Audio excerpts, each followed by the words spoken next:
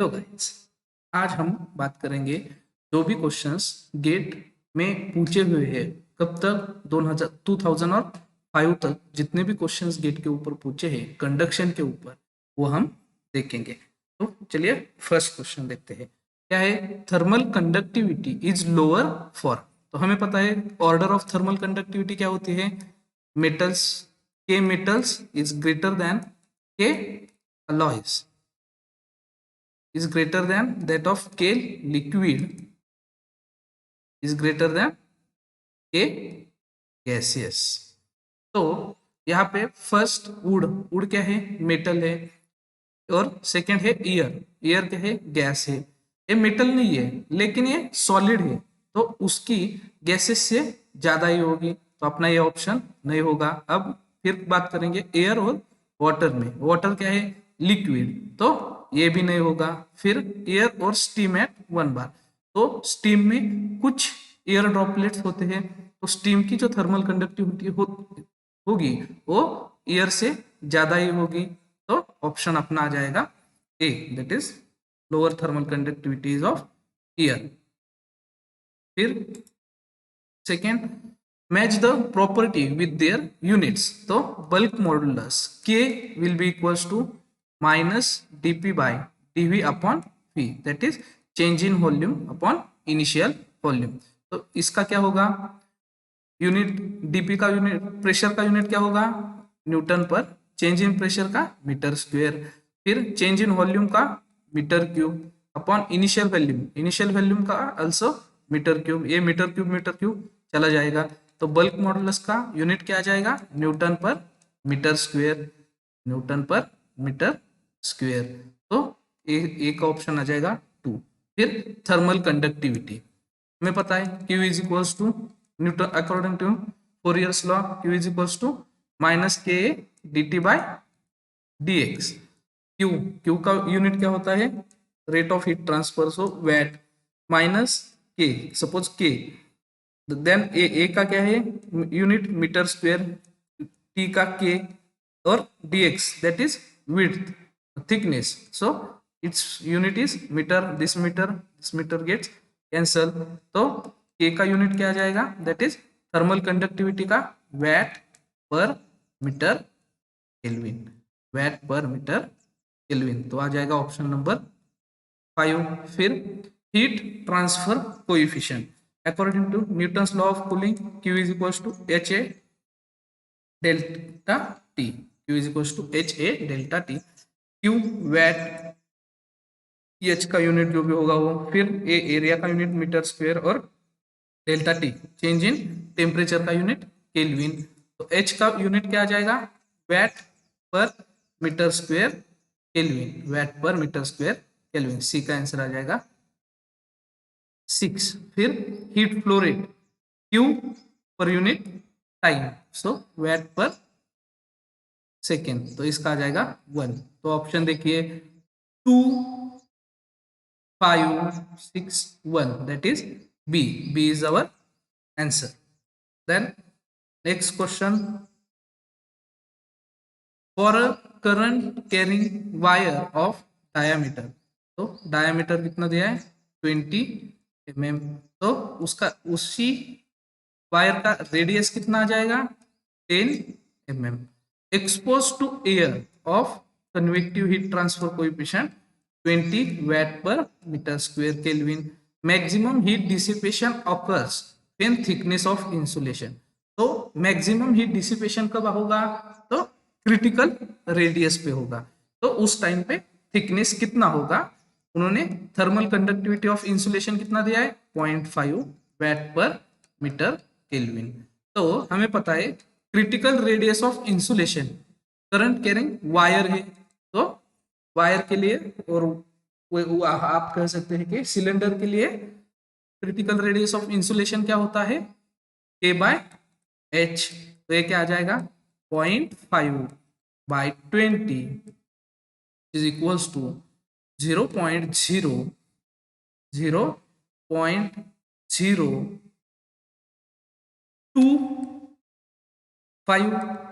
0.025। तो क्या आ जाएगा, क्रिटिकल रेडियस आ जाएगा 25, ये मीटर में होगा क्योंकि यहाँ पे देखिए मीटर मीटर स्क्वायर है, तो ये मीटर में होगा, तो ये क्या होगा 25 mm। तो क्रिटिकल थिकनेस क्या होगी, critical thickness will be equals to critical radius minus its radius, radius of wire. तो ये क्या हो जाएगा 25 minus 10 that is 15 mm। 15 mm इसका आंसर हो जाएगा 15 mm। नेक्स्ट क्वेश्चन है, two insulating materials of thermal conductivity K 2K are available for lagging pipe carrying a hot fluid if radial thickness of each material is same, radial thickness is same, then material, first option is material with higher thermal conductivity should be used for inner layer or outer layer। तो यहाँ पे main concern क्या है कि inner layer पे कौन सा material use करेंगे और आउटर लेयर पे कौन सा मटेरियल यूज करेंगे। हमें पता है क्रिटिकल रेडियस फॉर पाइप और cylinder will be equals to K by H, K by H. तो आर क्रिटिकल जो है वो जिस मटेरियल का ज्यादा होगा उसी मटेरियल का ज्यादा होगा जिसकी थर्मल कंडक्टिविटी ज्यादा है। तो हम ये बोल सकते हैं कि इनर सरफेस पे जो भी होगा, अब देखिए ये एक सिलेंडर है और उसके ऊपर सपोज हम ये इंसुलेशन प्रोवाइड कर रहे हैं, तो इनर सरफेस पे हम कौन सा मटेरियल यूज करेंगे ताकि क्रिटिकल रेडियस कौन से सरफेस का कम होगा, जिसका थर्मल कंडक्टिविटी कम होगी। तो यहाँ पे देखिए ये थर्मल कंडक्टिविटी जो है वो हम इनर साइड पे यूज करेंगे तो क्रिटिकल रेडियस कम होगा। फिर आउटर पे दूसरा जिसकी थर्मल कंडक्टिविटी ज्यादा है वो लगाएगी। तो इसका क्या आ जाएगा, material with lower thermal conductivity should be used for inner layer, inner layer and one with higher thermal conductivity for outer layer. Option B आ जाएगा, क्योंकि देखिए जिसकी थर्मल कंडक्टिविटी कम होगी उसका जो आउटर सरफेस रेडियस होगा दैट इज क्रिटिकल रेडियस होगा वो कम होगा, और जो जिसकी थर्मल कंडक्टिविटी ज्यादा होगी उसका उसकी क्रिटिकल रेडियस जो होगा उसका वो ज्यादा होगा। तो हम क्या करेंगे, जिसका ज्यादा रेडियल होगा वो आउटर सरफेस पे लगाएंगे ऑप्टिमम यूटिलाइजेशन के लिए। ठीक है, फिर for a given heat flow and for the same thickness the temperature drop across the material will be maximum for. तो हमें पता है Q is equals to K A D T by D X. तो हम उन्होंने कहा है D X same है, Q सेम है, एरिया सेम होगा, तो क्या होगा K D T is equals to constant होगा, that is delta T is inversely proportional to the thermal conductivity. मतलब जिसकी थर्मल कंडक्टिविटी ज्यादा होगी उसका डेल्टा टी कम होगा, जिसका के ज्यादा होगा उसका डेल्टा टी कम होगा। तो क्वेश्चन में क्या हुआ है, पूछा है temperature drop across the material will be maximum. तो डेल्टा टी मैक्स होने के लिए क्या चाहिए, तो ज्यादा होने के लिए क्या चाहिए, के कम होना चाहिए। तो देखिए कॉपर की थर्मल कंडक्टिविटी ज्यादा होती है, स्टील की भी ज्यादा होती है, वुड और रिफ्रैक्टरी ब्रिक, वुड और रिफ्रैक्टरी ब्रिक की बात करें तो हमें पता है जो ग्लास वुड होता है, वुल सॉरी ग्लास वुल, उसकी थर्मल कंडक्टिविटी अराउंड कितनी होती है 0.0372, और रिफ्रैक्टरी ब्रिक की थर्मल कंडक्टिव होती है 1.5 के अराउंड। तो हम बोल सकते हैं कि मैक्सिमम टेम्परेचर ड्रॉप किस में होगा, ग्लास वुल में होगा। नेक्स्ट क्वेश्चन है हमारा, the temperature variation under steady state heat conduction occurs a composite slab of two materials with thermal conductivities K1 and K2 is shown in figure, which of one of the following holds good। तो हमें पता है ये दोनों series में है तो Q same होगा, क्यू क्या होता है, K A D T by D X. D T by D X क्या होता है, slope of this temperature variation line, slope of this temperature variation line. तो जिसका क्यू सेम होगा, तो जिसका D T by D X ज्यादा होगा उसका के कम होगा। तो यहाँ पे देखिए D T by D x यानी कि slope of its temperature variation line is more in second slab. So K2 is less than K1. K2 is less than K1. That is K1 is greater than K2. K1 is greater than K2. Next, it is proposed to coat a 1 mm diameter wire. तो उन्होंने diameter कितना दिया है, 1 mm। तो thickness कितनी आ जाएगी उसकी, 0.5 mm with enamel paint of thermal conductivity 0.1 watt per meter Kelvin to increase heat transfer with air if air side heat transfer coefficient is 100 watt per meter square Kelvin. The optimum thickness of enamel paint should be. So what they want, critical thickness, or we can say optimal thickness. So here it is wire is a cylindrical, so critical radius of cylinder is k by h, that is 0.1 by 100, it will be equals to 0.0000001 in metre. तो critical radius कितना आ जाएगा, 1 mm आ जाएगा।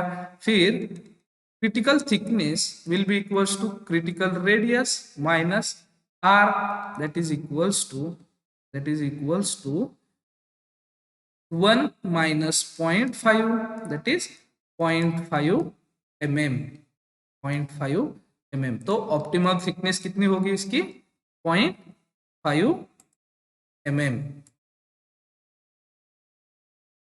Next, in decreasing order of magnitude the thermal conductivity.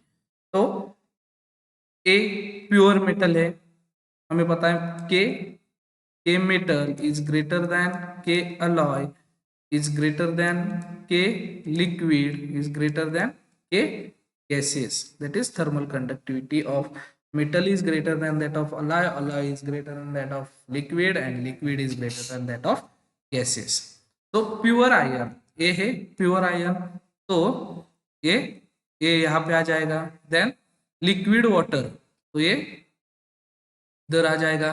Then saturated water vapour, तो gases की category, उसमें water droplets हो गए लेकिन वो गैसेस के कैटेगरी में चला जाएगा। फिर प्योर एल्यूमिनियम, फिर उसमें इसमें और क्या आ जाएगा, टी। अब हमें पता है प्योर आयरन और एल्यूमिनियम में नंबर ऑफ फ्री इलेक्ट्रॉन्स ज्यादा होते हैं, तो उसकी जो थर्मल कंडक्टिविटी होगी वो ज्यादा होगी। तो ऑप्शंस क्या आ जाएगा, D A B C, D A B C, ये होगी order of decreasing thermal conductivity. तो अपना ऑप्शन आ जाएगा C, D A B C. Next, heat is being transferred by conduction from water at 40 degrees Celsius to a glass plate whose surface temperature is exposed to the water is 40 degrees Celsius. The thermal conductivity of water is K water is 0.6 and thermal conductivity of glass is K glass is 1.2 watt per meter Kelvin. The spatial gradient of temperature in the water at water glass interface, that is dt by dx, sorry, dt by dy, here it is y, in water at the interface is 1 into 10 raised to 4 Kelvin per meter. Then question is the value of temperature gradient in the glass at water glass interface. तो हम बोल सकते हैं Q glass, ये दोनों क्या है, series में है, हीट इस डायरेक्शन में फ्लो हो रही है तो ये सीरीज में है, तो Q glass will be equals to Q water, that is heat transfer in gas will be glass will be equals to heat transfer in water. तो हम इसको ऐसे भी लिख सकते हैं माइनस के glass A into D T by D X of glass will be equals to minus k water into a into dt by dx of water. तो ए चला जाएगा, ए माइनस माइनस प्लस हो जाएगा, ठीक है. केजी की वैल्यू है 1.2 into D T by D X of glass, that is temperature gradient of glass will be equals to K W is 0.6 into D T by D X of water will be 1 into 10 raise to 4. तो इसका D T by dx of glass will be equals to 0.6 into 10 raised to 4 by 1.2, तो ये आ जाएगा 0.5 into 10 raised to 4 kelvin पर metre. तो अपना option C होगा आंसर. फिर है the heat transfer coefficient, heat transfer coefficient. Next क्या है, हीट ट्रांसफर कोएफिशिएंट. तो हम ये बोल सकते हैं Q water will be equals to Q convection, तो ये आ जाएगा minus K water into A into D T by D X of water will be equals to H A delta T. तो के वाटर क्या है 0.6 into ये चला जाएगा D T by D X of water, कितना होगा D T by D X of water 1 into 10 raise to 4 will be equals to h into delta t, that is surface temperature minus fluid temperature.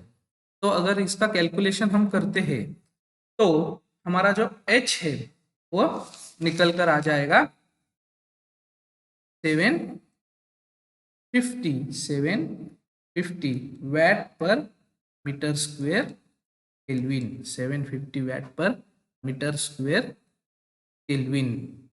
तो इसका answer हो जाएगा 10 का answer हो जाएगा 750 watt per metre square kelvin. One dimensional study state heat conduction equation for a sphere with heat generation at a rate q can be written as.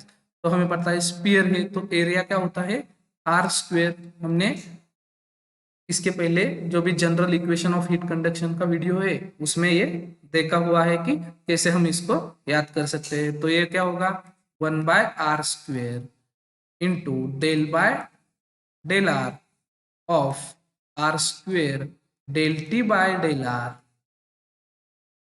plus q by k will be equals to 1 upon alpha del t by del of t, that is partial differentiation of temperature with time. तो अपना option हो जाएगा B.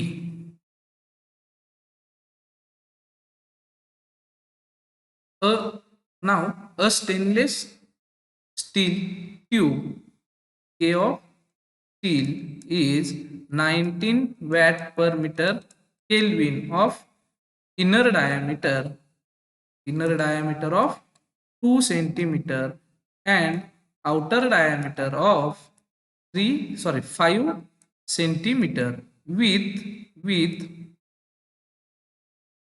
thickness of 3 insulation, thickness of insulation as 3 centimeter thick asbestos. So K insulation will be 0.2 watt per meter Kelvin. If the temperature difference between innermost and outermost surface is delta T is 600 degrees Celsius, the heat transfer rate per unit length. So unit is length is 1 meter. So find heat transfer rate Q.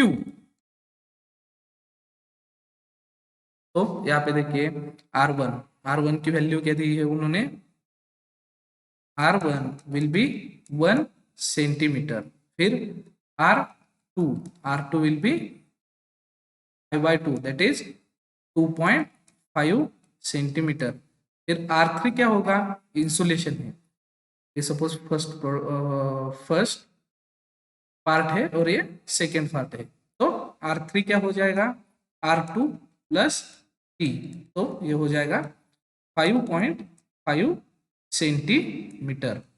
ठीक है, अब हम इस जो हमारा heat transfer system है उसका equivalent electrical system निकालेंगे, तो ये क्या आ जाएगा, R1 that is resistance due to stainless tube and R2 resistance due to insulation।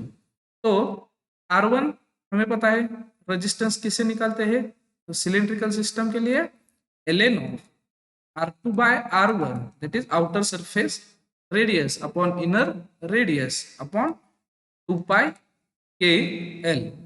तो इससे हम क्या करेंगे, R1 और R2 की वैल्यूज निकालेंगे, R1 और R2 की वैल्यूज निकालेंगे। R1 क्या होगा, ln of R2 by R1 upon 2 pi into K steel into L। तो हमारा R1 क्या निकल कर आएगा, R1 निकल कर आएगा 7.67। फिर सेम हम R2 निकालेंगे, उसके लिए फॉर्मूला क्या हो जाएगा, ln ऑफ आउटर सरफेस क्या है अब R3 by R2 upon 2 pi into K insulation into L। तो यहाँ से हमारा R2 निकल कर आ जाएगा, R2 निकल कर आ जाएगा 0.627 केल्विन पर वैट। अब जब हमने R1 और R2 निकाला है तो इसके बाद क्या होगा, ये दोनों सीरीज में है, तो R इक्विवेलेंट क्या होता है, दैट इज इक्विवेलेंट रेजिस्टेंस जो होगा वो क्या होगा, R1 plus R2 that is sum of all the series resistances. तो अगर ये R1 और R2 की वैल्यूज हम सब्स्टिट्यूट करते हैं तो R इक्विवेलेंट जो है हमारा वो क्या निकल कर आ जाएगा, 0.6351 केल्विन पर वैट, 6351 केल्विन पर। R1 जो है वो क्या आएगा, 7.67 into 10⁻³ kelvin per VAT, 10⁻³ kelvin per VAT. तो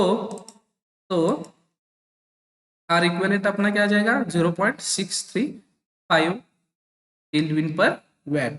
अब हमें पता है Q is equals to delta T total divide by R equivalent. तो डेल्टा T टोटल उन्होंने कितना दिया है, temperature difference between inner most and outer most surface is 600 upon R equivalent. हमें R इक्विवेलेंट की वैल्यू पता है, अब हम वो सब्स्टिट्यूट करेंगे तो हमारा जो Q है रेट ऑफ हीट ट्रांसफर वो कितना आ जाएगा, 944.72 वैट पर मीटर, तो यहाँ से अपना आंसर कितना आ जाएगा, 944.72 VAT per metre.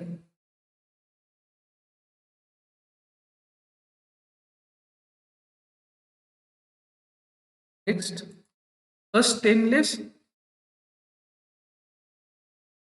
Okay, so this question is already we have covered. Next, a well wall machine steel plate of thickness L is kept such that the wall temperatures are TH and TC as shown in figure. तो यहाँ पे दिखाया है TH और a smooth copper plate. If the same thickness L is now attached to the steel plate without any gap in as indicated in the second figure, तो यहाँ पे देखिए विदाउट गैप, गैप किसी भी तरह का नहीं है, जो पहले स्टील प्लेट थी उसकी जगह पे उसको और एक अटैच की है दूसरी प्लेट कॉपर की. The temperature of the what outer surface are still TH, तो पहले जो टीएच और टीसी था अभी भी वो टीएच और टीसी ही है. The heat transfer rate are Q1 and Q2, तो इसके लिए Q1 है, इसके लिए हीट ट्रांसफर रेट Q2 है. Per unit area is in the two cases respectively in the direction shown, which of the following statements is correct. तो हमें पता है Q1 क्या होगा, Q1 होगा TH minus TC divide by R1, और R1 की वैल्यू क्या होगी L पॉन के स्टील इंटू ए. ठीक है, सेम Q2 क्या होगा, ये दोनों सीरीज में है तो क्या होगा TH minus TC divide by R1 plus R2, R1 plus R2. R1 क्या है अपना L अपॉन के स्टील इंटू ए. सेम R2 क्या होगा अपना L, यहाँ पे भी लेंथ L है, अपॉन के कॉपर इंटू ए. बट हमें पता है अगर R1 में R2 की वैल्यू ऐड हो रही है तो हम ये बोल सकते हैं कि डिनोमिनेटर जो है Q2 का डिनोमिनेटर है वो Q1 के डिनोमिनेटर से ज्यादा है, तो हम ये बोल सकते हैं Q2 is less then Q1. और अच्छी तरह से समझना है तो हमें पता है R1 plus R2 is greater than R1, R1 plus R2 is greater than R1, और ये डिनोमिनेटर में है, हम ये बोल सकते हैं कि Q1 is greater than Q2, Q1 is greater than Q2. अब हमारे पास कितने ऑप्शंस है, ये दो, Q1 is greater than Q2. फिर सेकेंड इसका इंटरमीडिएट टेम्परेचर जो है उसका रिलेशन उन्होंने दिया है. तो हमें पता है कि कॉपर जो होगा, कॉपर की जो भी थर्मल कंडक्टिविटी है वो क्या होगी, स्टील से ज्यादा होगी, स्टील से ज्यादा होगी. तो हम ये बोल सकते हैं R2 जो है वो R1 से कम होगा, R2 जो है वो R1 से कम होगा क्योंकि एरिया सेम है, लेंथ सेम है. के कॉपर मोर ज्यादा होता है, कॉपर की थर्मल कंडक्टिविटी स्टील की थर्मल कंडक्टिविटी से ज्यादा होती है, तो रेजिस्टेंस R2 जो है वो R1 से लेस होगा. ठीक है, अब हमें पता है इन जनरल हम क्या लिख सकते हैं, Q2 will be equals to TH minus TH minus TI divide by R1. तो यहां से हमारा R1 क्या निकल कर आ जाएगा, TH minus TI upon Q. ठीक है, फिर सेम इसी तरह हम R2 भी निकालेंगे तो वो क्या आ जाएगा Q2 divide by T1 minus TC divide by Q2. अब ये जो R1 और R2 की वैल्यूज है वो हम इस इक्वेशन में सब्स्टिट्यूट करते हैं, तो क्या हो जाएगा T1 minus TC upon Q2 is less than T H minus T I on Q two. ये क्यू टू चला जाएगा। अब ये टी आई इधर माइनस में है, इस साइड जाएगा तो प्लस में हो जाएगा, तो ये टू टी आई। अब यहाँ पे टी सी माइनस में है, इस साइड लेफ्ट हैंड में से राइट हैंड साइड चला जाएगा तो प्लस हो जाएगा।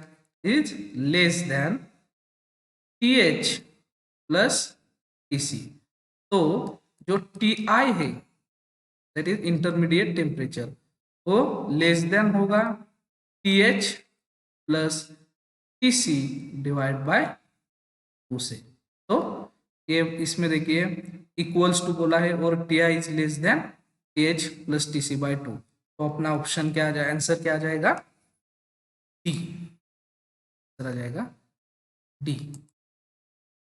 फिर next, in case of one dimensional heat conduction in a medium with constant properties, T is the temperature at position X at a time T, then del T by del T is, that is difference of temperature with respect to time। तो यहाँ पे हम ये इसको one dimensional general equation of one dimensional heat conduction is D square T upon D X square plus q of g by k will be equals to 1 by alpha del t by del of t।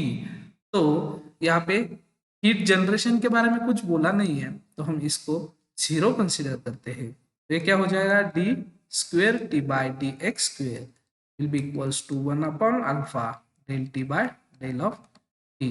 तो हम ये बोल सकते हैं del T by del of T is directly proportional to d square T by dx square। Answer आ जाएगा T। Next, a heat flows through a composite slab as shown below. The depth of slab is, depth कितना दिया है उन्होंने, 1 metre. The K values are in watt per meter Kelvin, the overall thermal resistance उन्होंने पूछा है R equivalent. तो इसको electrically equivalent system कैसा आ जाएगा, ये होगा R1 जो कि इसकी वजह से होगा।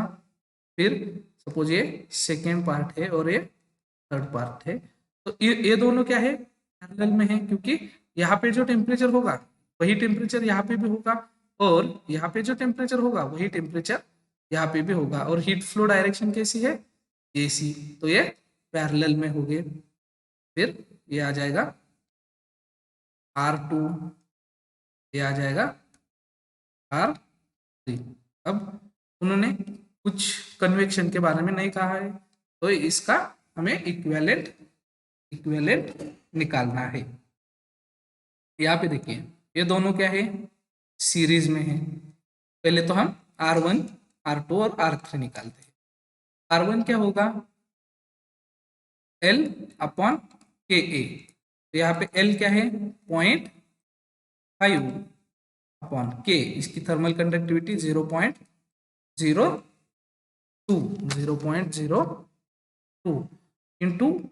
इंटू ए, एरिया क्या होगा, तो ये लेंथ, ये जो विड्थ होगी वो इंटू इसकी डेप्थ, और विड्थ कितनी है 1, इंटू इसकी डेप्थ भी उन्होंने कहा है 1 मीटर। तो की वैल्यू कितनी आ जाएगी अपनी, 25 केल्विन पर वैट। फिर R2 will be equals to L upon K A. अब यहाँ पे L क्या होगा, लेंथ, इसकी कितने विड्थ की थिकनेस कितनी दी है, 0.25 अपॉन इट्स के, thermal conductivity is 0.1 into area. So area will be equals to width is 1 into its height। तो यहाँ पे हाइट कितनी दी है उन्होंने, 0.5 मीटर। तो हम कैलकुलेशन करेंगे तो R2 की वैल्यू जो है वो क्या निकल कर आएगी, 5 kelvin per watt. Same R3 will be equals to, कितना होगा इसका थिकनेस, 0.25 डिवाइड बाय इसका के है 0.14 इंटू विड्थ तो 1 है, लेकिन हाइट कितनी है अब 1 माइनस 0.5 दैट इज 0.5। सो आरती कितना निकल कर आएगा 3.571 केल्विन पर वेट। ठीक है, फिर अब यहाँ पे देखिए R2 और R3 वो पैरेलल में है और हमें पता है पैरेलल में इक्विवेलेंट रेजिस्टेंस क्या आता है, सपोज R इक्विवेलेंट फर्स्ट, इसका इक्विवेलेंट सर्किट कैसे आएगा, ये होगा R1, सॉरी यहाँ पे नहीं, यहाँ पे देखिए ये होगा R1 और ये होगा R इक्विवेलेंट 1। तो 1 upon R equivalent 1 will be equals to 1 upon R2 plus 1 upon R3। तो यहाँ से क्या आ जाएगा, R equivalent 1 will be equals to 2.083 kelvin per watt. एक बार ये R इक्विवेलेंट 1 आ जाएगा तो यहाँ पे ये जो सर्किट दिया हुआ है हमने निकाला है इक्विवेलेंट सर्किट 1, तो यहाँ से इक्विवेलेंट सर्किट जो है फाइनल इक्विवेलेंट सर्किट क्या आ जाएगा R इक्विवेलेंट। तो सीरीज में, और ये दोनों सीरीज में है तो हम इसको लिख सकते हैं R equivalent will be equals to R equivalent 1 plus R1, ये वैल्यू सब्स्टिट्यूट करेंगे तो हमारा जो R इक्विवेलेंट है इस ओवरऑल थर्मल रेजिस्टेंस जो है वो आ जाएगा 28.6। ठीक है, तो ये कुछ क्वेश्चंस थे जो कि गेट में पूछे हुए हैं, जो कि 1990 से 2005 तक जो भी क्वेश्चंस पूछे हैं उसमें से कुछ क्वेश्चंस है जो हमने देखे। ठीक है, थैंक यू।